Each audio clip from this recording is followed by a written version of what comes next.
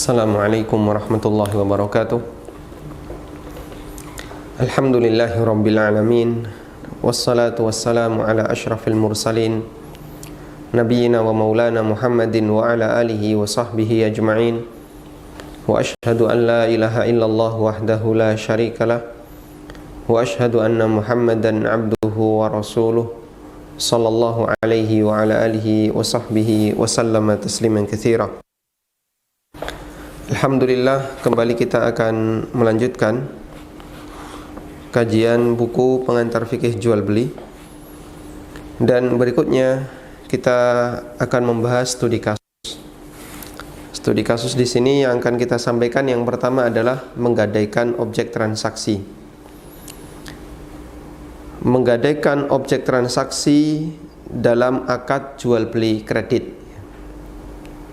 Sehingga ketika pembayaran belum lunas, barang belum diserahkan kepada pembeli. Gambarannya seperti ini. Saya tertarik untuk membeli sebuah HP di counter. Kemudian saya tanya harganya berapa? Harganya 5 juta. Tapi saya tidak punya uang 5 juta. Akhirnya saya menawarkan kepada pihak counter, bagaimana kalau saya cicil? Pihak counter setuju, nggak apa-apa dicicil, maksimal selama 2 bulan. Namun dengan ketentuan selama masa cicilan HP tidak diserahkan ke saya. Setelah cicilan lunas, baru kemudian HP diserahkan ke saya. Apa yang terjadi di sana? Yang terjadi adalah, pertama, saya membeli HP itu secara kredit. Yang kedua, barang tidak diserahkan kepada saya sebagai konsumen sampai cicilan selesai. Inilah yang dimaksud menjadikan objek transaksi sebagai barang gadai. Dan untuk gadai sendiri, ulama sepakat hukumnya diperbolehkan. Dan bahkan ini bagian dari apa yang disebutkan oleh Allah dalam Al-Quran. Allah Ta'ala berfirman, فَإِلَّمْ تَجِدُوا كَاتِبًا فَرِهَانٌ مَقْبُوضَةٌ. Kalau kamu tidak menjumpai orang yang tukang catat dalam transaksi utang piutang, farihanun maqbudah, maka boleh digantikan dengan barang gadai yang diserah terimakan kepada atau yang diserahkan kepada pihak pemberi utang. Di samping itu Nabi SAW juga pernah menggadaikan baju besi beliau, karena beliau membeli makanan, membeli gandum, namun beliau tidak memiliki uang untuk membayarnya, sebagaimana yang disebutkan dalam hadis riwayat Bukhari. Selanjutnya, yang menjadi masalah adalah, bolehkah objek transaksi dijadikan sebagai barang gadai? Sehingga ketika orang membeli barang A secara kredit, bolehkah barang A ini dijadikan sebagai objek gadai? Ada dua pendapat di sana, dan dua pendapat itu saya cantumkan di halaman 166. Pendapat yang pertama, syarat ini hukumnya terlarang, di mana objek transaksi dijadikan sebagai barang gadai. Kenapa terlarang? Karena menurut pendapat yang pertama, ini bertentangan dengan konsekuensi akad. Karena tidak terjadi perpindahan hak milik dengan sempurna, penjual masih menahan barang itu sebagai barang gadai. Ini merupakan salah satu pendapat Imam Syafi'i. Berarti di sini Imam Syafi'i punya dua qaul. Ini salah satu pendapat Imam Syafi'i dan salah satu riwayat dari Imam Ahmad bin Hanbal. Ibnu Hajar Al-Haytami, salah satu ulama Syafi'iyah, mengatakan dalam fatwanya, la yasihul bai'u bi syarti rahnil mabi'i sawa'an asyurita ayurhinahu iyyahu qabla qabdihi am ba'dahu. Tidak boleh jual beli dengan syarat menjaminkan barang yang dibeli, yang diperjualbelikan, baik dia mensyaratkan agar digadaikan kepada penjual setelah diterima atau sebelum diterima. Setelah diterima berarti saya serahkan dulu HP itu, atau counter menyerahkan dulu HP itu ke saya. Kemudian setelah itu pihak counter meminta HP itu untuk dijadikan sebagai barang gadai. Atau sebelum diserahkan, berarti ketika transaksi dilakukan, HP masih berada di konter dan saya belum pernah menerima, dan HP ini dijadikan sebagai objek gadai. Tayyib, ini pendapat yang pertama. Kemudian pendapat yang kedua di halaman 168, diperbolehkan menjadikan objek transaksi kredit sebagai barang gadai. Dan ini merupakan pendapat Abu Hanifah, Imam Malik, pendapat Imam Syafi'i dalam salah satu qaul beliau, dan pendapat yang sahih dari Imam Ahmad. Dan pendapat ini dinilai lebih kuat oleh Syekhul Islam Ibnu Taimiyah, Ibnul Qayyim, demikian pula Ibnu Utsaimin. Dengan kata lain, bahasanya pendapat yang kedua ini adalah pendapat jumhur ulama. Ibnul Qayyim mengatakan, wa hakadha fil mabi'i yushtaratu 'alal mushtari rahnuhu 'ala thamani hatta yuslimahu ilai wala mahdhura fi dzalika aslan. Demikian pula dibolehkan barang yang telah dijual secara kredit, penjual mensyaratkan ke pembeli untuk menggadaikan barang tersebut hingga lunas pembayarannya, dan tidak ada larangan sama sekali. Tayyib. Dan insyaallah pendapat ini yang lebih mendekati, karena dulu sudah kita pelajari bahwa bagian dari syarat yang batil adalah ketika syarat itu bertentangan dengan konsekuensi akad. Sedangkan menggadaikan objek transaksi ini tidak bertentangan dengan konsekuensi akad, sehingga barang itu tetap jadi milik pembeli, hanya belum diterima oleh pembeli karena dijadikan sebagai barang gadai, dijadikan sebagai barang jaminan. Sebagaimana dalam kasus yang lain, ketika ada orang yang menjual rumah kepada orang lain, menjual rumah kepada si A, lalu dia syaratkan kepada si A, Anda tidak boleh menjual rumah ini kepada orang lain, tidak boleh menyewakan kepada orang lain, karena saya ingin bertetangga dengan kamu wahai si A. Dan ini diperbolehkan, meskipun dalam hal ini nampaknya mengurangi sebagian hak si A, tapi para ulama mengatakan barang itu tetap jadi milik si A, sehingga akad dan transaksi tetap terjadi secara sempurna. Hanya saja pihak penjual mensyaratkan sebagian haknya itu agar direlakan, yaitu jangan sampai dijual ke orang lain dengan alasan dia ingin bertetangga dengan pembelinya. Wallahu a'lam. Nah, kasus ini sering kita jumpai dalam beberapa transaksi untuk kelas besar seperti properti. Dalam transaksi properti, orang melakukan jual beli rumah dan serah terima itu ditunda sampai pihak konsumen melunasi pembayarannya, sehingga developer tidak akan menyerahkan kunci, tidak akan menyerahkan sertifikat sampai lunas pembayarannya.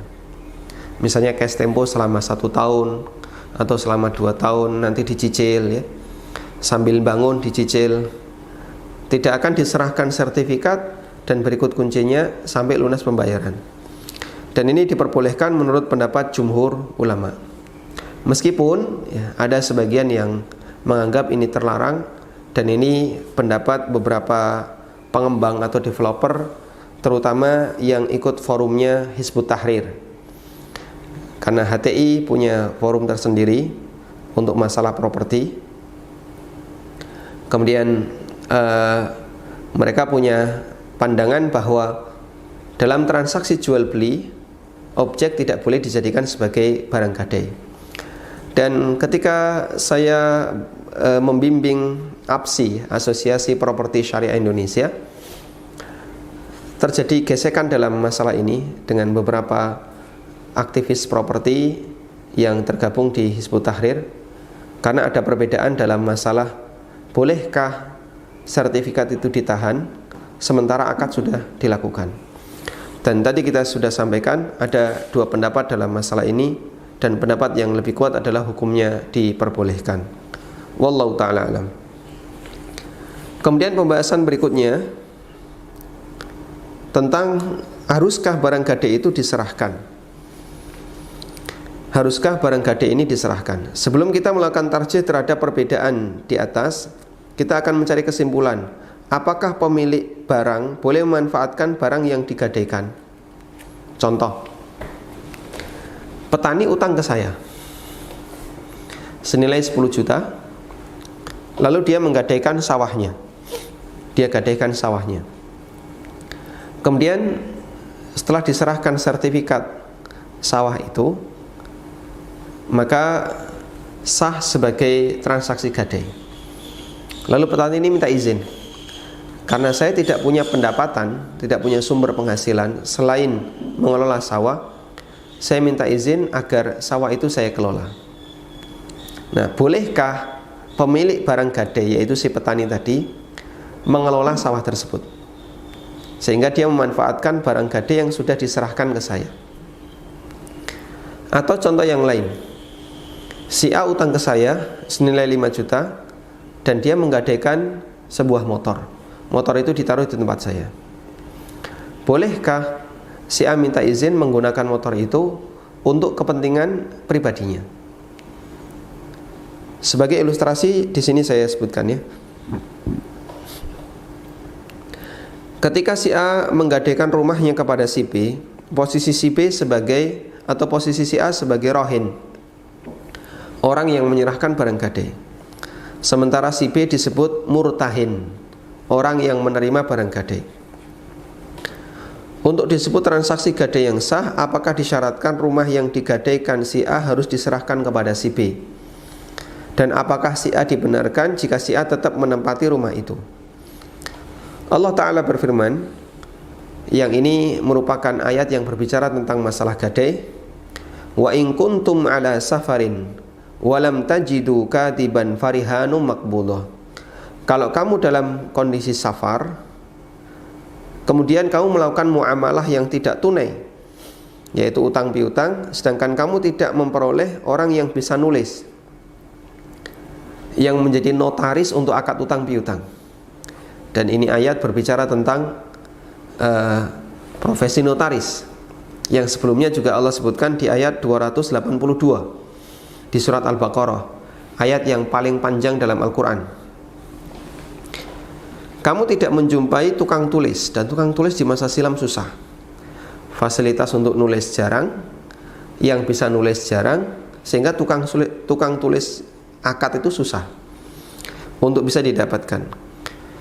Walam tajidu katiban, dan kalian tidak menjumpai tukang catat. Farihanum maqbudah, maka ada barang gadai, hendaknya ada barang gadai yang diserahkan. Dalam ayat ini Allah menyebut barang gadai dengan kata sifat, yaitu rihan maqbudah, barang gadai yang diserahkan. Artinya zahir ayat, makna tekstual ayat menunjukkan bahwa barang gadai itu telah diserahkan kepada murtahin. Namun para ulama menyatakan ini bukan syarat. Karena itu rohin berhak untuk memanfaatkan barang yang dia gadaikan, dan inilah pendapat yang benar, dan ini pendapat Imam Syafi'i dan Ibnu Hazm. Al-Hafidh menukil keterangan Imam Syafi'i terkait hadis masalah gadai.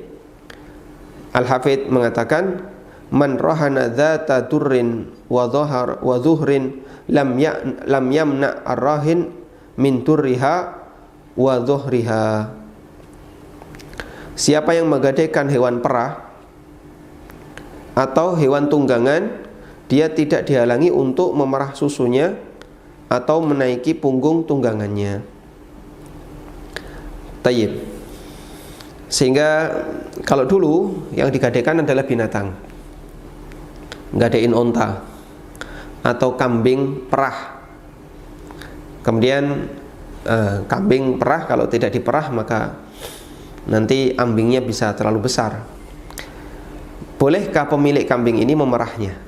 Padahal itu ada di tangan pihak yang menerima barang gadai, yang memberikan utang. Di Fathul Bari dinyatakan hukumnya diperbolehkan. Sehingga kita juga bisa kiaskan untuk beberapa kasus yang lain seperti tadi ya. Bolehkah petani garap sawah ini? Jawabannya boleh.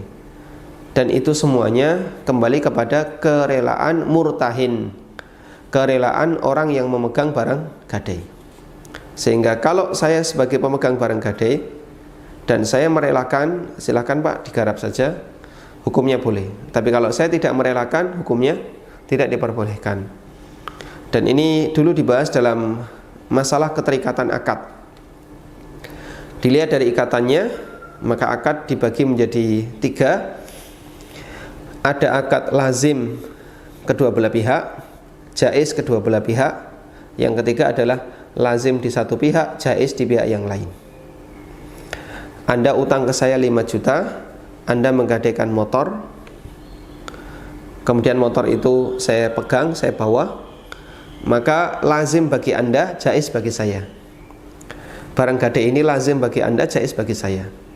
Lazim bagi Anda dalam arti Anda terikat tidak bisa membatalkan gadai ini secara sepihak, sehingga nggak bisa kemudian Anda bebas untuk memanfaatkan motor itu atau menarik motor itu, nggak bisa.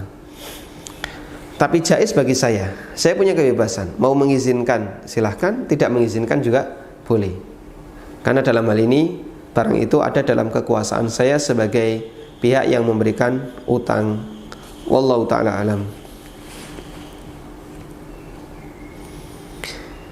Selanjutnya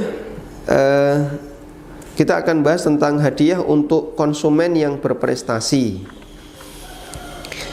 Ada satu kasus yang di sini saya singgung, dan kasus ini real, dialami oleh salah seorang pedagang yang dulu menjadi peserta KPMI Entrepreneur School atau sekolah KPMI yang diselenggarakan oleh KPMI Pusat di Jakarta. Perusahaan kami hendak membeli keju 8 karton per bulan dari toko X dengan harga 850.000 per karton. Kami melakukan kesepakatan untuk membeli selama 36 bulan. Berarti selama 3 tahun. Kemudian pihak toko memberikan reward di awal periode kontrak dalam bentuk motor senilai 36 juta. Bagaimana status reward ini? Dan rewardnya dalam bentuk motor. Dulu waktu pertanyaan ini disampaikan, saya tidak bisa memberikan jawaban. Lalu saya bawa pulang, dan kurang lebih selama 3 hari saya mencari-cari keterangan tentang itu. Alhamdulillah jadilah sebuah artikel yang kita publish di web pengusahamuslim.com, dan juga saya cantumkan di buku ini. Tayyib. Di sini kesimpulannya adalah, pertama, bahwa ulama berbeda pendapat dalam memberikan pendekatan untuk kasus seperti tadi.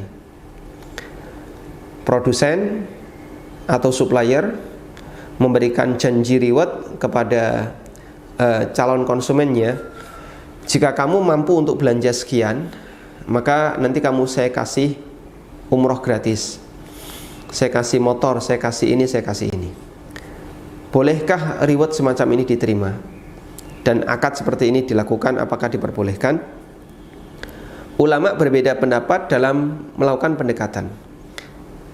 Ada beberapa takyif fikih. Takyif fikih adalah pendekatan fikih untuk memahami kasus. Ada beberapa takyif fikih dalam masalah ini. Pendekatan pertama, bahwa hadiah ini statusnya adalah janji hibah, sementara uang yang dibayarkan adalah uang sebagai ganti untuk nilai barang, yaitu keju yang dibeli tadi, dan bukan hadiah. Karena hadiah ini sama sekali tidak mempengaruhi harga. Tujuan utamanya adalah memotivasi pembeli untuk memenuhi target beli. Tayyib. Kemudian saya cantumkan keterangan Ibnu Qudamah, kita bacakan terjemahannya saja. Tidak sah menggantungkan hibah dengan syarat tertentu, karena hibah sifatnya memberi kepada seseorang selama dia masih hidup. Karena itu tidak boleh digantungkan dengan syarat tertentu seperti disyaratkan jual beli. Jika digantungkan dengan syarat tertentu seperti yang disabdakan Nabi sallallahu alaihi wasallam, jika hadiah kami dikembalikan dari Najasyi nanti jadi milikmu, sehingga statusnya sebagai janji. Kata Ibnu Qudamah, bahwa menggantungkan hibah itu ada dua. Pertama, digantung dengan akad tertentu. Saya akan ngasih hibah kepada kamu, namun dengan ketentuan kamu harus beli. Kamu harus beli. Maka kata beliau, la yasihhu, hukumnya tidak sah. Yang kedua, menggantungkan hibah namun dengan kejadian tertentu. Ini sebagaimana yang pernah dilakukan oleh Nabi SAW. Beliau ngasih hadiah kepada Raja Najasyi, dan tentu saja proses kirimnya membutuhkan waktu yang panjang dari Madinah menuju Ethiopia. Dan prediksi Nabi SAW, beliau setelah mendapatkan wahyu dari Allah bahwa Raja Najasyi meninggal dunia, prediksi Nabi kayaknya barangnya belum sampai. Setelah beliau mendapatkan wahyu, keterangan dari Allah, informasi dari Allah bahwa Raja Najasyi meninggal, beliau memprediksi kayaknya barangnya belum sampai. Karena itulah beliau mengatakan, in ruji'at hadiyatuna ilan Najasyi fahiyalaki. Kalau hadiah itu dikembalikan kepada kami karena Raja Najasyi sudah meninggal dunia, fahiyalaki, maka nanti hadiah ini milik kamu. Dan itu beliau sampaikan kepada salah satu istrinya. Seingat saya yang mendapatkan penyampaian ini adalah Ummu Salamah. Beliau menghadiahkan sesuatu kepada Raja Najasyi, nanti kalau hadiah itu dikembalikan, maka hadiah itu milik kamu, wahai Ummu Salamah. Dan ini saya sebutkan di halaman 175 ya. Ketika beliau menikahi Ummu Salamah, Nabi SAW mengatakan, inni qad ahdaitu ilan Najasyi khullatan wa awaqi min miskin wala aran Najasyi illa qad mata wala ara illa hadiyati mardudah alayya fa in ruddat alayya fahiya laki. Saya telah mengirim hadiah kepada Raja Najasyi, pakaian dan beberapa ukiyah misik, sementara Najasyi telah meninggal. Menurutku hadiahku itu akan dikembalikan kepadaku. Jika dia dikembalikan kepadaku, maka itu milik kamu. Tayyib. Dan ternyata seperti yang beliau sabdakan, hadiah itu dikembalikan kepada beliau. Lalu semua istrinya diberi misik satu ukiyah, dan sisanya diberikan kepada Ummu Salamah berikut pakaiannya.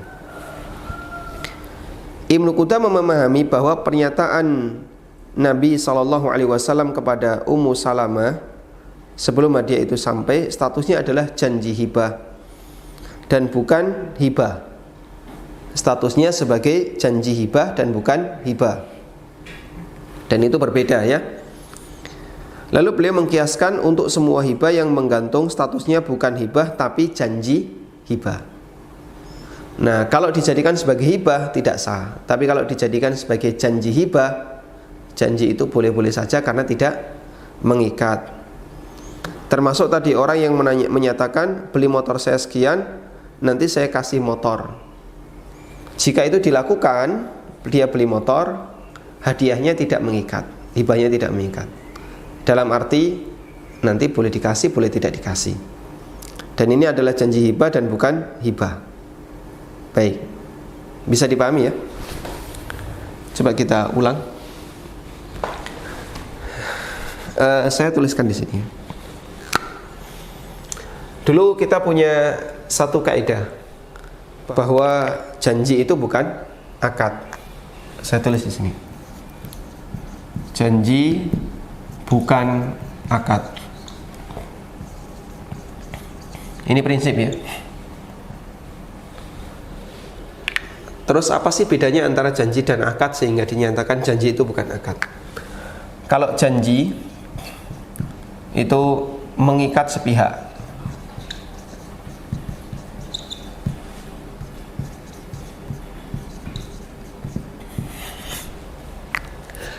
Si A berjanji akan memberikan sesuatu kepada istrinya, maka itu mengikat sepihak, yaitu pihak yang berjanji. Sedangkan akad berarti kita bisa memahami ya, dia mengikat kedua pihak. Sehingga kalau si A sudah melakukan akad, maka A maupun B yang menjadi pasangan akadnya sama-sama terikat. Kalau saya melakukan akad hibah dan akad hibah itu sah dengan hibah itu sudah diserah terimakan, lalu saya serahkan hibah itu, pemberian itu kepada si B.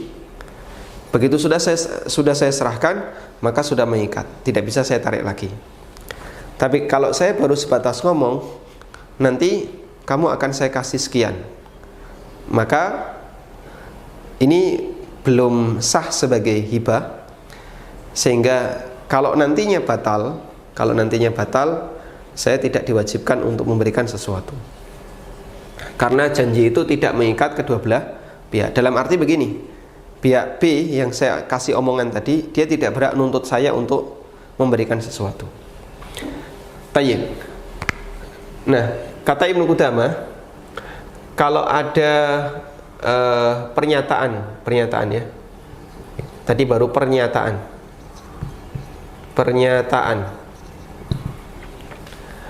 beli motor saya misalnya, nanti kamu saya kasih helm, misalnya begini. Berarti di sini ada janji hibah, saya kasih helm, ini janji hibah, belum hibah. Dan janji hibah itu digantungkan dengan akad jual beli motor. Kata Ibnu Qudamah, janji hibah ini tidak sah sebagai hibah. Karena tidak sah sebagai hibah, berarti dia tidak mengikat. Karena tidak sah sebagai hibah, maka dia tidak mengikat. Sehingga kalau terjadi jual beli A, beli motor B, ini beli motor ya, apakah B wajib ngasih helm kepada si A? Jawabannya tidak wajib. Sehingga di posisi ini B boleh saja ngasih, boleh tidak ngasih. Karena saya kasih helm ini tidak disebut sebagai hibah dan tidak sah sebagai hibah, sebagaimana yang tadi beliau katakan, tidak boleh menggantungkan antara janji hibah dengan akad tertentu. Berarti tidak sah sebagai hibah. Namun boleh saja ketika akad sudah dilakukan, B ngasih helm. Boleh itu dalam arti tidak diwajibkan untuk ngasih. Bisa dipahami insyaallah ya. Alhamdulillah. Baik, coba kita lanjutkan. Konsekuensi dari pendekatan ini. Pertama, hadiah semacam ini diperbolehkan karena hukum asal muamalah adalah halal. Boleh tapi tidak mengikat. Kedua, pemberi hadiah tidak boleh menarik kembali hadiah itu setelah diberikan ke konsumennya, meskipun akad transaksinya dibatalkan karena ada larangan menarik kembali pemberian. Sehingga misalnya si B tadi beli motor, kemudian helm, atau si A beli motor ya, kemudian helm diserahkan oleh si B kepada si A sebagai hadiahnya. Lalu dalam perjalanannya ternyata motor itu ada cacat. Berarti konsumen punya hak apa? Khiyar aib. Dikembalikanlah motor itu kepada si B. Sudah? Dan B mengakui ini cacat ada sebelum transaksi. Kamu punya hak khiyar aib. Ini uangmu saya kembalikan. Sini motornya. Nah, helm tadi kan sudah dikasihkan. Bolehkah helm itu ditarik oleh si B? Jawabannya tidak boleh. Kenapa? Helm ini akad yang kedua, bentuknya akad yang kedua, yang diserahkan oleh B kepada si A. Dan ketika sudah diserahkan, terpisah dari transaksi jual belinya, maka helm tidak boleh ditarik kembali oleh si B. Kemudian yang ketiga, boleh tidak memberikan jenis hadiah ini ke konsumen karena jahalah, ketidakjelasan untuk transaksi tabarruk hukumnya diperbolehkan. Karena jahalah, ketidakjelasan untuk transaksi tabarruk hukumnya diperbolehkan. Transaksi tabarruk itu transaksi sosial. Kamu nanti saya kasih hadiah. Hadiah apa? Rahasia. Boleh nggak kayak gitu? Boleh. Kenapa? Oh, itu nggak jelas itu. Nggak jelas untuk transaksi sosial hukumnya boleh. Anda yang punya buku halaman 176 ya. 176 paragraf yang kedua. Ketiga, boleh tidak memberitahukan jenis hadiah ini ke konsumen karena jahalah atau ketidakjelasan untuk transaksi tabarruk dalam kurung transaksi sosial. Kasih tambahan, dibolehkan. Ini kurang nih kalimatnya. Jahalah dalam transaksi tabarruk dibolehkan. Tadi contohnya, saya kasih hadiah. Hadiahnya apa? Rahasia. Ini nggak jelas dalam transaksi sosial hukumnya boleh. Yang keempat, janji hadiah mungkin saja digagalkan menurut pendapat jumhur ulama. Janji hadiah mungkin saja digagalkan menurut pendapat jumhur ulama. Sehingga tadi, kamu nanti kalau beli motor saya kasih helm. Setelah beli motor ternyata helmnya nggak dikasih. Menurut jumhur ulama, saya sebagai pembeli tidak berhak untuk nuntut. Karena belum ada ikatan sama sekali. Kecuali kalau hadiah itu sudah diserahkan ke saya. Berarti sudah sah sebagai hadiah, sebagai hibah. Nah, selanjutnya yang memberi tidak boleh untuk narik kembali. Tayyib. Kemudian di sini saya sebutkan khilaf ulama tentang menepati janji hadiah atau janji kepada orang lain. Dan coba kita bahas ya. Mengenai hukum menepati janji ada 3 pendapat. Pertama, memenuhi janji hukumnya wajib secara mutlak. Ini merupakan pendapat Muhammad bin Hasan, muridnya Abu Hanifah, salah satu pendapat dalam mazhab Hambali, dan pendapat yang dinilai lebih kuat oleh Syekhul Islam Ibnu Taimiyah. Kemudian yang kedua, memenuhi janji hukumnya tidak wajib tapi anjuran. Ini merupakan pendapat jumhur ulama dari kalangan Hanafiyah, Syafi'iyah, Hambali, dan juga pendapat Ibnu Hazm. Yang ketiga, wajib memenuhi janji yang bersyarat dan tidak wajib untuk janji yang tidak bersyarat. Ini merupakan pendapat Malikiyah. Kemudian ada hadis yang menyatakan, suatu hari ibuku pernah, dari Abdullah bin Amir, suatu hari ibuku pernah memanggilku. Ketika itu Rasulullah SAW sedang duduk di rumahku. Ibu memanggilku, wahai anakku, kesini saya kasih. Lalu Nabi SAW bertanya kepada beliau, betul kamu mau ngasih sesuatu ke dia? Kemudian ibunya menyatakan, saya mau memberikan sebiji kurma. Jawab ibuku. Kemudian Nabi SAW bersabda, amma innaki law lam tu'tihi syai'an kutibat alaiki kizbatun. Jika kamu tidak memberikan apapun kepadanya, maka tercatat satu dosa kedustaan untukmu. Namun ulama berbeda pendapat mengenai status kesahihan hadis ini. Hadis ini adalah dalil janji hibah yang tidak jadi diserahkan termasuk kedustaan, menurut pendapat yang pertama yang menyatakan bahasanya janji itu hukumnya wajib. Tayyib. Namun ada juga yang mengatakan bahwa janji hibah hukumnya tidak wajib, tapi anjuran. Dan tadi pendapat jumhur. Dalilnya apa sih pendapat jumhur ini? Dalilnya adalah praktek yang pernah dilakukan oleh beberapa sahabat. Di antaranya Abu Bakar As-Siddiq radhiyallahu anhu.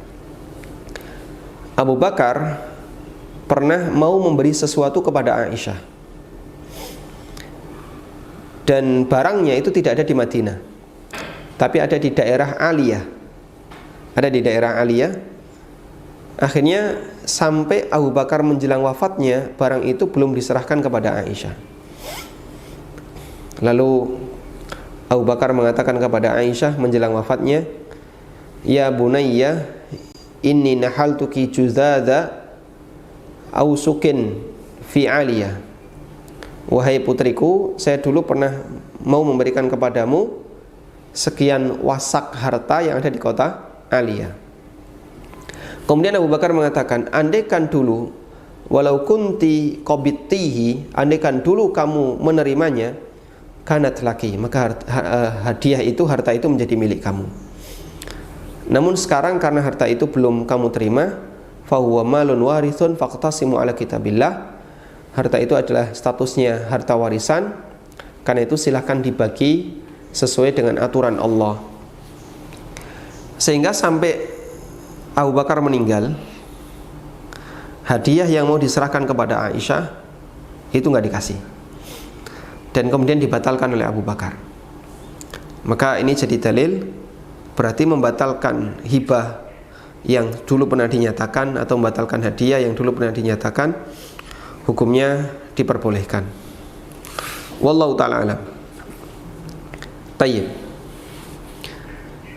Kemudian ada pendekatan yang kedua dan juga pendekatan yang ketiga, dan insya Allah kita akan bahas di pertemuan berikutnya karena waktunya terbatas. Mungkin ini yang bisa kita sampaikan sebagai pengantar. Semoga Allah Subhanahu wa taala memberikan kemanfaatan bagi kita atas ilmu yang kita pelajari. Wa sallallahu ala nabiyyina Muhammadin wa ala alihi wa sahbihi wa sallam. Wa akhiru da'wana alhamdulillahi rabbil alamin. Baik, selanjutnya kami persilahkan kepada para jamaah yang mau bergabung.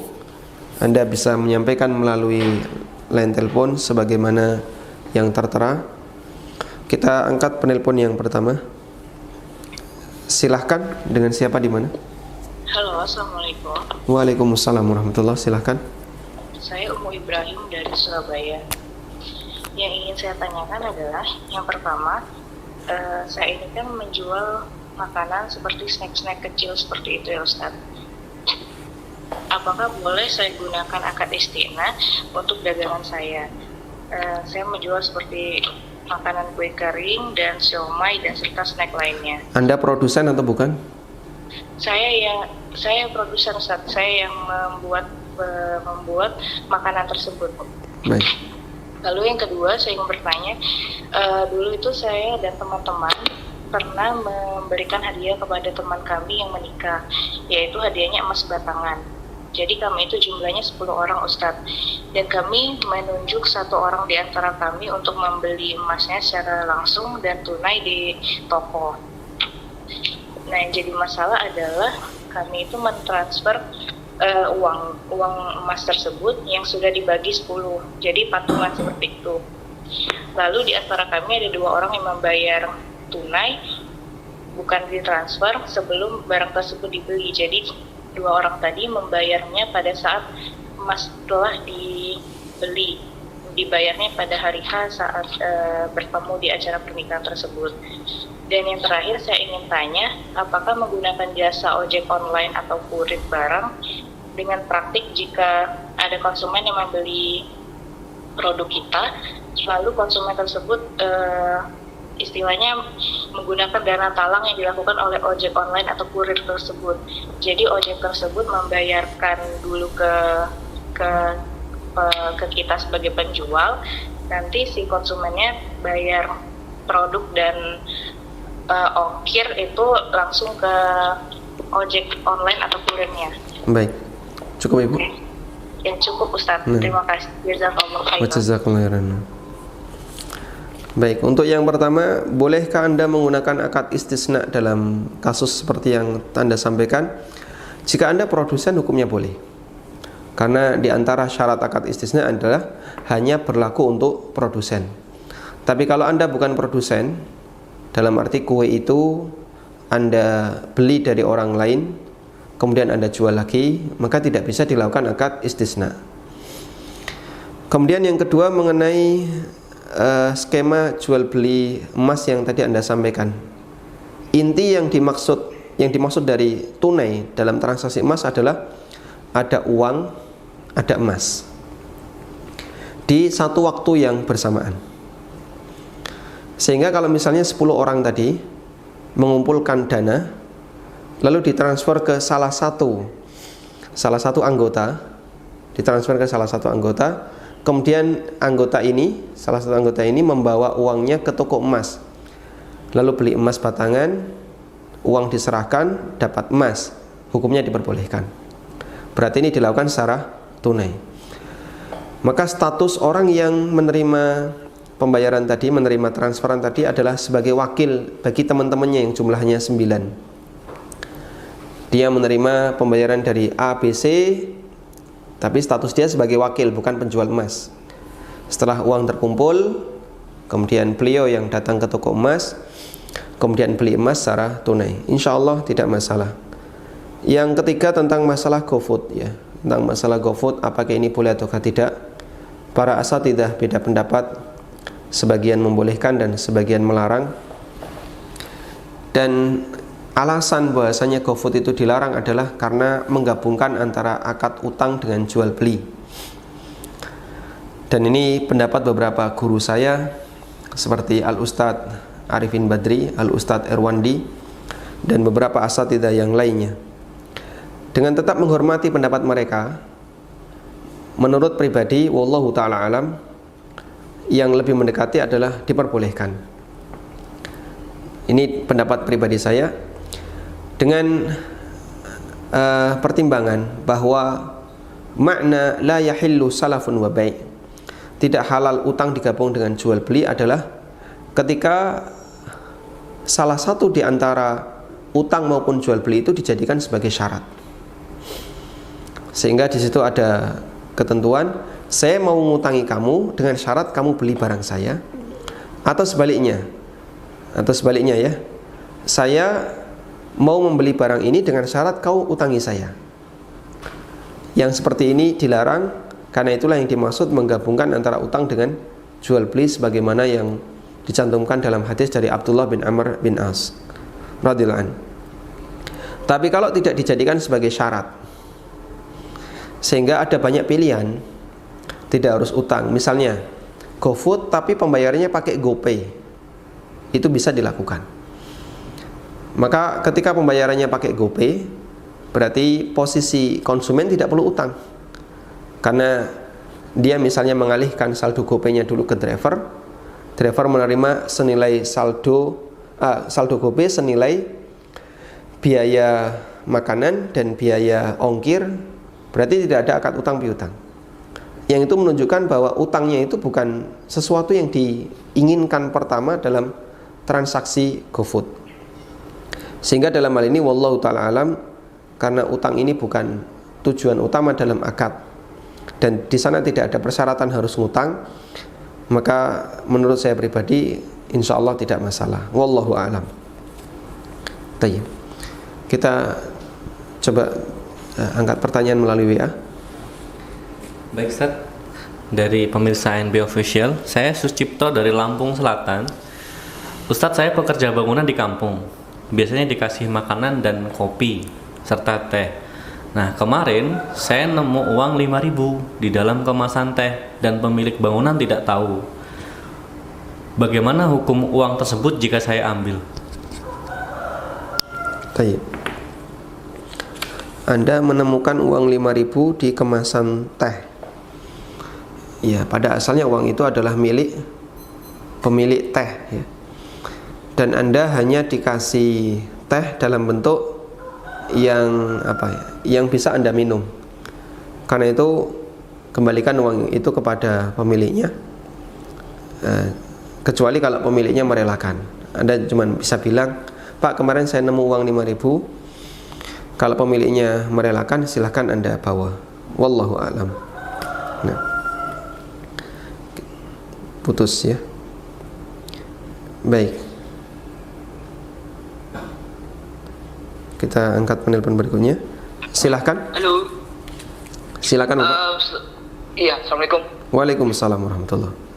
Ustadz mau tanya, apabila kita mau beli hewan kurban, tetapi hewan kurban itu masih di tempat penjual dan akan diserah terimakan beberapa hari sebelum hari H untuk kurban, dan tetapi kita harus membayar terlebih dahulu sejumlah uang kepada penjual hewan kurban. Itu hukumnya seperti apa, Ustaz? Hewannya sudah ada atau belum, Pak? Hewannya sudah ada tapi masih di kandang penjual. Baik. Karena kita tidak ada yang mengurus dan kita tidak ada tempat untuk menampung hewan kurban, makanya hewan tetap masih di sana. Baru beberapa hari sebelum hari raya Idul Adha baru kita telepon untuk dikirim. Baik. Seperti itu, Ustaz. Jazakallahu khairan. Jazakallahu khairan. Waalaikumsalam warahmatullahi. Dari kasus yang Anda sampaikan, berarti posisinya adalah melakukan jual beli tapi menunda serah terima barang. Dan sah-sah saja, itu hukumnya diperbolehkan. Sebagaimana yang dilakukan oleh Nabi SAW dengan Jabir. Beliau jual beli onta di perjalanan. Anda yang mengikuti dari awal mungkin sudah pernah mendengar hadis Jabir ini. Nabi SAW dengan Jabir jual beli onta di perjalanan. Serah terimanya dilakukan di Madinah ketika pulang, sehingga boleh dipisahkan antara akad dengan serah terima. Karena itu dalam kejadian jual beli hewan kurban, hewannya ada di penjualnya, di kandang penjualnya, kemudian Anda sudah beli, sudah bayar, lalu hewan itu nanti akan diserahkan sekian atau H- sekian ketika Idul Adha, hukumnya diperbolehkan. Baik, cuman ulama beda pendapat mengenai apakah hewan ini sudah ditakyin ataukah belum. Ditakyin itu begini, kalau Anda sudah membeli hewan dan sudah dinyatakan hewan ini yang nanti akan Anda dapatkan dan akan Anda sembelih, berarti Anda sudah mentakyin hewan itu. Nah, kalau hewan sudah ditakyin, maka jika terjadi resiko terhadap binatang, tidak perlu diganti. Misalnya, saya membeli seekor kambing, kemudian sudah saya bayar, dan pemiliknya sudah memberitahu, kambing ini saya kasih tanda, misalnya dikasih kalung, kambing ini nanti milik Bapak, dan ini yang Bapak beli untuk kurban. Baik, saya setuju. Saya lihat kambingnya. Baik, kita sudah sama-sama tahu ini nanti kambing akan dipakai untuk kurban. Berarti kambing ini sudah ditakyin. Ternyata ketika proses kirim, kambing itu pincang karena kecelakaan. Maka saya tidak perlu ganti karena sudah saya takyin. Tapi kalau belum ditakyin lalu cacat, maka harus diganti dengan hewan yang lain. Nah, takyin itu menegaskan bahasanya hewan ini akan dijadikan sebagai hewan kurban. Nah, selanjutnya ulama beda pendapat, batasan takyin itu kapan? Apakah hanya sebatas sejak akad jual beli maka sudah ditakyin? Ada dua qaul dalam masalah ini. Sebagian ada yang mengatakan takyin itu sudah terjadi sejak akad, sehingga begitu Anda sudah beli hewan ini, saya beli, nanti saya mau pakai kurban, sudah takyin. Ada yang menyatakan belum takyin. Takyin itu ketika kamu sudah menyatakan bahwa hewan ini akan saya gunakan untuk kurban. Kalau sebatas baru dibeli belum ditakyin. Ada khilaf dalam masalah ini. Wallahu ta'ala alam. Dan insya Allah pendapat yang lebih kuat adalah selama takyin itu tergantung dari niat ya. Selama dibeli dan sudah diniatkan untuk kurban, maka berarti hewan itu sudah ditakyin. Dan pengaruh takyin dan belum takyin tadi, jika terjadi cacat sebelum takyin maka wajib ganti. Tapi kalau cacat terjadi sesudah takyin maka tidak perlu diganti. Wallahu a'lam. Silakan. Dari Ummu Dahum Jogja, jika kurban satu kambing dari perkumpulan pengajian per orangnya dibebankan biaya 40.000, kemudian kurban itu dinamakan oleh salah satu anggota dengan diloter ya Ustaz, bagaimana hukumnya? Kurban seekor kambing tapi keroyokan 40.000. Yang boleh urunan itu hanya sapi, onta. Kalau kambing tidak boleh urunan. Tidak boleh urunan dalam arti pemiliknya hanya boleh 1 orang. Tapi kalau sapi pemiliknya boleh 7 orang. Onta dalam salah satu riwayat pemiliknya boleh 10 orang. Nah, dalam kasus yang tadi disampaikan, apakah hukumnya boleh atau tidak? Jika pengadaannya urunan, boleh untuk pengadaan, tapi pemiliknya harus tetap 1 orang. Sehingga kalau misalnya urunan 40.000 dapat seekor kambing, lalu dihadiahkan ke salah satu anggota, diperhatikan di sini, dihadiahkan ke salah satu anggota. Berarti setelah dihadiahkan milik siapa? milik penerima hadiah. Dihadiahkan ke salah satu anggota, hukumnya berarti dia milik yang menerima hadiah. Selanjutnya, pemilik atau yang menerima hadiah ini berhak untuk melakukan apapun terhadap hewan yang sudah dihadiahkan ke dia.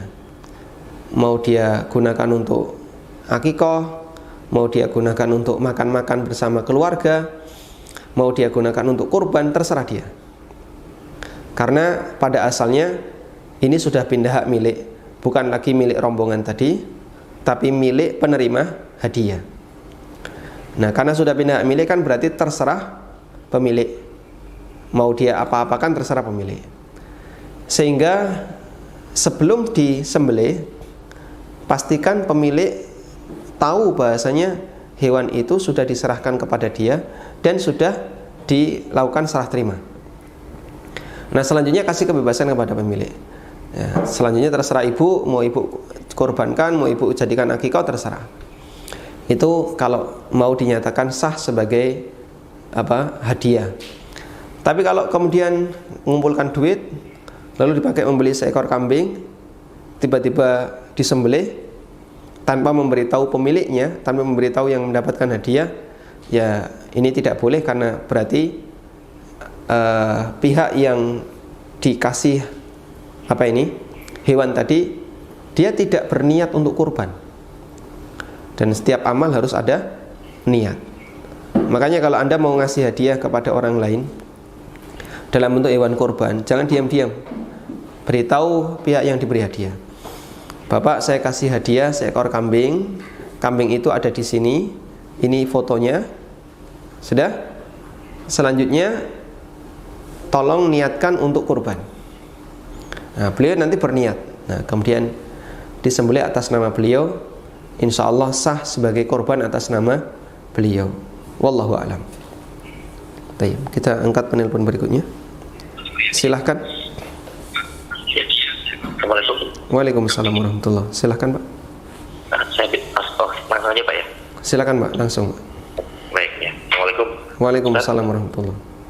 Ya, saya kan bekerja di salah satu perusahaan telekomunikasi, di mana saat ini di bisnis sekarang ini kan kita ada menjual data insight pelanggan kami seperti itu. Nah, ternyata salah satu konsumen atau klien kami yang menggunakan atau kebutuhan atau membutuhkan informasi ini adalah banking seperti itu. Nah, sebenarnya data insight ini kan bisa juga dijual ke non banking. Hanya saja saat ini informasi data itu dibutuhkan oleh bank atau financial institution untuk sebagai data verification, salah satunya untuk credit scoring untuk nasabah-nasabah mereka yang mengajukan layanan seperti pinjaman atau KPR ataupun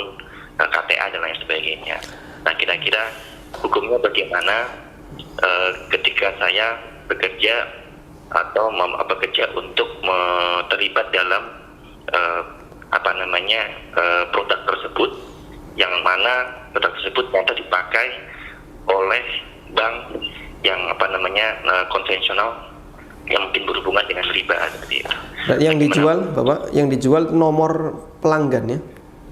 Bukan, yang dijual bukan nomor pelanggannya, tapi profile data insight. Data insight.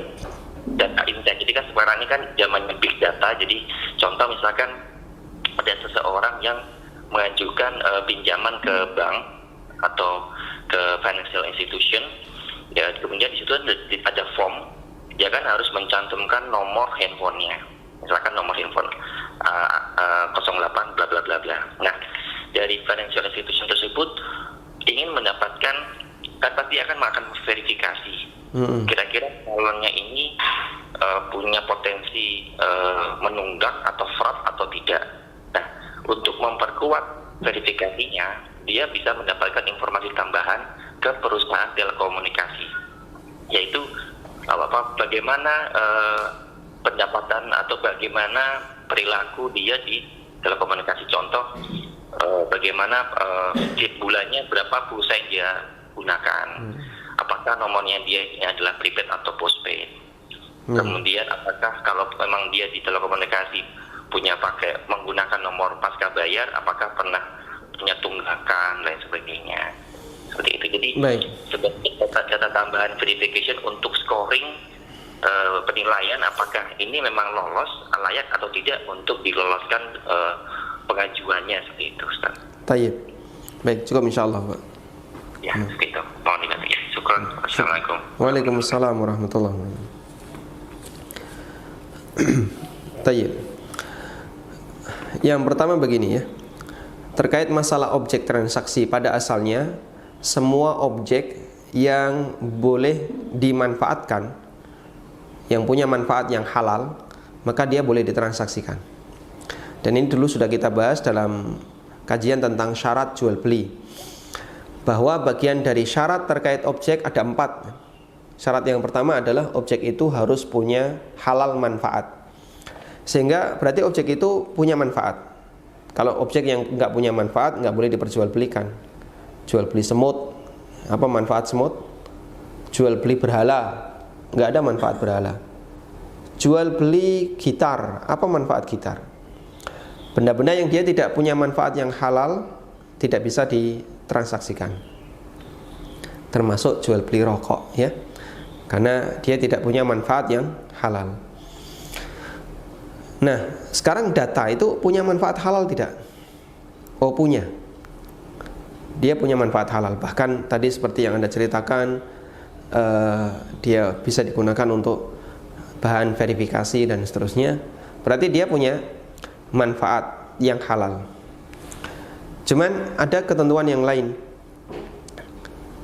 bahwasanya objek yang kita jual itu terpisah kepemilikannya dari yang lain. Karena kita tidak boleh menjual properti milik orang lain. Sehingga misalnya barang itu milik si A, tapi kita jual tanpa izin si A, jelas nggak boleh. Dan ini dulu kita bahas dalam kajian tentang baik fuduli. Baik fuduli, menjual barang milik orang lain tanpa seizin pemiliknya, namun kemudian setelah itu dapat izin dari pemiliknya. Nah, wallahu ta'ala alam, ini kembali kepada aturan yang berlaku di negara kita. Untuk yang statusnya data seperti ini, apakah itu properti perusahaan telekomunikasi ataukah dia properti pelanggan telekomunikasi? Nah, saya tidak tahu aturan yang berlaku di masyarakat kita atau di negara kita. Data ini milik siapa? Milik pelanggan. Data saya itu milik saya ataukah milik, misalnya saya menggunakan Telkomsel, ataukah milik Telkomsel?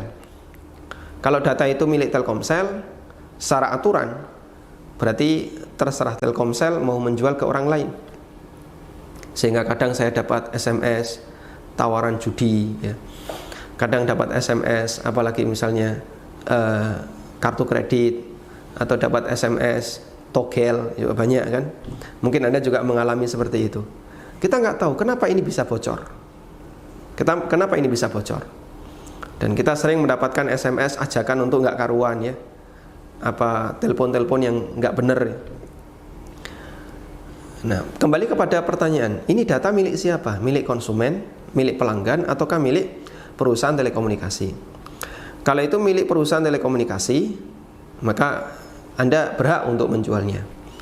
Tapi kalau itu milik konsumen, milik pelanggan, ya ini berarti melanggar hak orang lain, kecuali dapat izin dari pihak pelanggan. Kemudian yang ketiga, pertimbangan yang ketiga, terkait klien yang Anda layani. Kalian mau menggunakan untuk apa? Apakah digunakan untuk sesuatu yang mubah ataukah digunakan untuk sesuatu yang bermasalah? Dari zahir yang tadi Anda sampaikan, data itu digunakan untuk pencairan kredit. Dan kita tahu yang namanya bank tentu saja kredit ribawi. Kalau itu dipakai untuk pencairan jual beli kredit yang bukan ribawi, misalnya oleh BMT ya. Kemudian BMT ingin tahu kira-kira perjalanan orang ini bagaimana karena dia mau membeli rumah secara kredit. Maka apakah ini boleh diberikan? Mungkin kalau sifatnya tidak utang ribawi hukumnya boleh. Tapi dua pertimbangan pertama tadi perlu kita lihat ya. Dia punya manfaat yang halal. Yang kedua, ini properti milik siapa? Milik perusahaan telekomunikasi ataukah milik pelanggan? Wallahu ta'ala alam. Itu tiga pertimbangan yang barangkali Anda bisa renungkan mengenai halal manfaat. Dan tadi sudah kita sampaikan, dia punya halal manfaat. Yang kedua, kepemilikan, mungkin perlu melihat regulasi yang berlaku di negara kita. Dan yang ketiga, siapa klien yang dilayani. Jika dia digunakan untuk transaksi kredit ribawi, tentu saja nggak boleh. Tapi kalau digunakan untuk transaksi jual beli yang tidak ada ribanya, hukumnya diperbolehkan. Wallahu a'lam. Baik, kita angkat penelpon. Silahkan. Assalamualaikum. Waalaikumsalam warahmatullahi. Silakan Bapak. Mau nanya ya? Silakan Pak. Silakan, bisa langsung. Assalamualaikum. Waalaikumsalam warahmatullahi. Ada yang saya mau. Saya punya anak 2. 1 perempuan, sudah menikah dan sudah punya anak, tinggal di rumah saya. Kemudian anak kedua saya laki-laki, masih kuliah tingkat akhir. Jadi yang saya mau tanyakan ini, Ustaz. Jadi 2 bulan yang lalu itu saya panggil anak-anak, saya kasih tahu mau mengasihkan apalah hibah intinya gitu. Saya bilang ke anak yang laki-laki, ini saya punya kios 6 petak, yang 3 saya kasih ke kamu. Kemudian untuk yang perempuan, rumah yang saya tempatin satu-satunya ini buat anak saya yang perempuan. Nah, sedangkan di rumahnya ada garasi kecil itu saya kasihkan buat anak saya yang laki-laki. Cuman pada saat itu terjadi omongan, tapi kalian jangan jual rumah ini, dikarenakan kan rumah satu-satunya. Terus terpikir juga, kita bicara juga, kalau yang meninggal itu duluan yang anak saya ini tuh gimana? Kata anak saya, udah kembaliin aja ke rumahnya. Udah putus sampai segitu, Ustaz. Kemudian sebulan apa 2 bulan kemarin, minggu kemarin lah kita bicara lagi, saya kumpulkan karena ada suatu hal keraguan-raguan seperti ini, kita buka lagi. Jadi gini aja, saya bilang anak laki-laki yang saya itu tetap kiosnya 3 petak, terus yang perempuan saya nilai tukernya sebesar yang laki-laki, saya kasih nilai uangnya sebesar laki-laki, dan yang laki-laki ini kan nanti pada saat dia usaha perlu modal. Nah, saya kasih modal nanti, saya bilang. Tapi akhirnya anak-anak saya memilih ini. Yaudah ini aja lah. Dikarenakan yang ini, andai kata saya udah kasih, dia mau jual silakan, atau dia mau apa silakan nanti. Kalau ada keperluan silakan. Jadi intinya mereka udah sepakat yang ini. Jadi rumah itu kembaliin ke saya atau dikasihkan lagi ke saya. Dan yang kedua ini sudah kita jalanin gitu. Udah mau kita jalanin, sudah sebagian sudah saya kasihkan saya, seperti untuk yang perempuan uangnya sudah saya sebagian sudah saya kasih. Nah, yang saya tanyakan, apakah karena anak saya sudah setuju yang kedua ini dan dilakukan, apakah itu boleh, Ustaz? Itu yang saya mau tanyakan. Baik. Assalamualaikum warahmatullahi wabarakatuh. Waalaikumsalam warahmatullahi wabarakatuh. Barakallahu fiikum. Kini dibahas dalam masalah fikih hibah ya, dan tentang masalah wasiat. Hibah itu sah dengan syarat diserah terimakan. Sehingga jika hanya sebatas aklamasi, pernyataan secara lisan, tapi tidak ada serah terima, maka tidak terhitung sebagai hibah yang sah. Karena itu kalau bapak hanya menyampaikan kepada anak-anak, kios ini saya kasih ke kamu, rumah ini saya kasih ke kamu, tapi nggak pernah ada serah terima. Bahkan tadi dikasih syarat, tapi kamu nggak boleh jual. Ini zahirnya belum diserah terimakan. Sehingga bapak tetap memegangi rumah itu, dan baru akan pindah hak milik jika misalnya bapak meninggal dunia. Kalau seperti ini yang terjadi, maka ini gagal untuk disebut sebagai hibah. Kemudian untuk pilihan yang kedua, yang tadi bentuknya uang dan yang anak laki-laki dikasih ruko 3 petak. Jika sudah diserah terimakan, sah sebagai hibah. Anak dikasih sekian, yang putra dikasih ruko sekian, dan itu sudah dihibahkan, terserah dia. Mau dia jual silahkan, mau dia sewakan silahkan, dan hasilnya milik dia. Insya Allah sah sebagai hibah. Dan selama keduanya saling ridho dengan nominal yang relatif sama, karena tadi anak perempuan juga dikasih senilai uang yang mirip sebagaimana atau senilai dengan ruko yang diberikan kepada anak laki-laki, insya Allah diperbolehkan. Wallahu ta'ala alam. Baik, kita coba bacakan pertanyaan melalui WA. Dari Abu Ahsan di Sragen, apa hukumnya suami istri iuran kurban? Misalnya saya 1 juta, istri saya 1 juta untuk beli kambing seharga 2 juta. Suami istri iuran kurban, jika uangnya adalah beda kepemilikan, istri punya uang sendiri, suami punya uang sendiri, karena istri berpenghasilan, maka nanti setelah jadi seekor kambing harus diserahkan ke salah satu. Ini mau milik istri atau milik suami. Selanjutnya misalnya milik suami, baik suami yang berkorban, dan beliau boleh menyebut atas nama dirinya dan seluruh anggota keluarganya, sebagaimana yang dilakukan oleh para sahabat, seperti yang diceritakan oleh sahabat Jabir bin Abdullah atau sahabat Abu Ayyub Al-Ansari radhiyallahu anhu. Beliau mengatakan, kunna nudahi bisyati anhu wa an ahli baitihi. Kami dulu para sahabat, mereka menyembelih seekor kambing atas nama dirinya dan seluruh anggota keluarganya. Sehingga ketika yang menyembelih adalah bapak, maka boleh ketika menyembelih mengatakan bismillah Allahu akbar, Allahumma hadza anni walaka, Allahumma hadza anni wa an ahli baitihi. Ya Allah, ini kurban atas namaku dan seluruh anggota keluargaku. Sah sebagai kurban satu keluarga, yang mendapatkan pahala satu keluarga. Loh, katanya tadi kambing nggak boleh urunan. Yang dimaksud nggak boleh urunan di situ adalah kepemilikan. Tapi ketika menyembelih, di situ boleh melibatkan keluarga untuk disebutkan dalam ikrar penyembelihan, dan nanti mereka semua dapat pahala sebagaimana yang dicantumkan ketika menyembelih. Namun kambing ini tetap milik satu orang, sehingga kalau dia kepemilikannya 2 orang, berarti ini kan syirka amlak, kongsi dalam kepemilikan.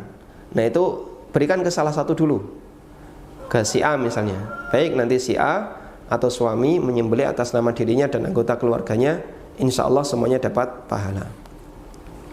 Tayyib. Silahkan. Assalamualaikum warahmatullahi wabarakatuh. Waalaikumsalam warahmatullahi wabarakatuh. Barakallahu fikum. Wa fikum barakallah.